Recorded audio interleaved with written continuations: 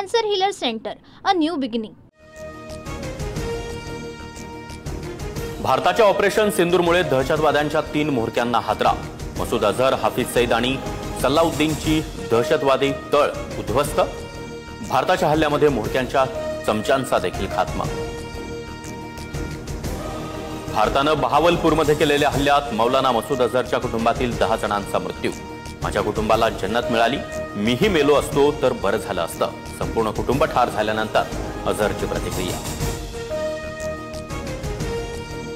मसूद अझहर, हाफिज सईदच्या दहशतवादी ठिकाणांवर भारताचे यशस्वी हल्ले. जैश ए मोहम्मदचे 100 दहशतवादी ठार. भारताच्या हल्ल्यात लष्कर ए तैयबाच्या 6 मोठ्या कमांडर्सचा खात्मा. मुदस्सीर, हाफिज अब्दुल मलिक, वकास आणि कमांडर हसन भारतीय एअर स्ट्राईकमध्ये ठार. मुरिदकेतील लष्कर ए तोयबाच्या प्रशिक्षण केंद्रावर हवाई हल्ला. मुंबईवरील दहशतवादी हल्ल्यातील अजमल कसाबनं याच ठिकाणी प्रशिक्षण घेतलं होतं.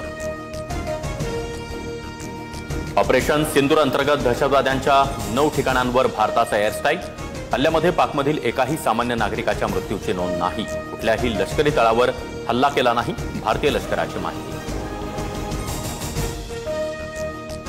पाकिस्तानतून नरेंद्र मोदी स्टेडियमला बॉम्ब न उडवण्याची धमकी. गुजरात क्रिकेट असोसिएशनला धमकीचा मेल. पोलिसांकडून चौकशी सुरू. भारताच्या हल्ल्याला कोणतंही प्रत्युत्तर देऊ नका. अमेरिकेचे परराष्ट्र मंत्री रुबियो यांचा पाकिस्तानला थेट इशारा. भारताला दहशतवाद्यांविरोधात कारवाईचा अधिकार. अमेरिकेचा भारताला पाठिंबा. भारताला रशिया आणि इस्रायलचा पाठिंबा. भारताच्या स्वसंरक्षणाच्या अधिकाराचं इस्रायलकडून समर्थन, तर रशियाकडून भारत पाकिस्तान तणावाची चिंता करत दोन्ही देशांना संयम बाळगण्याचं आवाहन.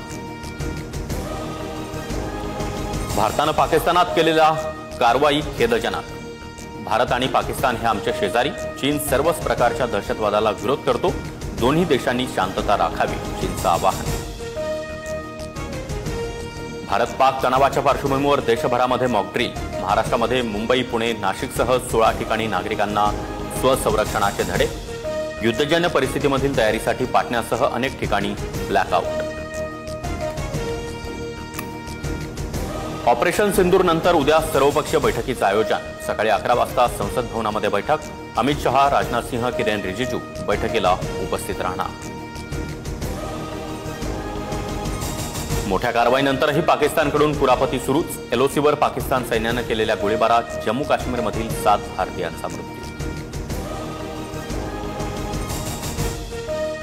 पाकिस्तानची हवाई हद्द 48 तासांसाठी पूर्णपणे बंद. इस्लामाबाद, लाहोर, पेशावर, कराचीमध्ये परदेशी विमानसेवा थांबवली. पेशावर विमानतळावर पाकिस्तानी नागरिकांची पराभव, तर पाकिस्तान पुन्हा एअर स्ट्राईकच्या भीतीमध्ये. जम्मू, अमृतसरसह देशातील 9 विमानतळं 10 मे पर्यंत बंद. ऑपरेशन सिंदूर नंतर सरकारचा मोठा निर्णय. श्रीनगर, लेह, अमृतसर, जोधपूर, चंदीगड, राजकोट, भुज, जामनगर या विमानतळावरून उड्डाणं रद्द. Cancer Healer Center, a new beginning.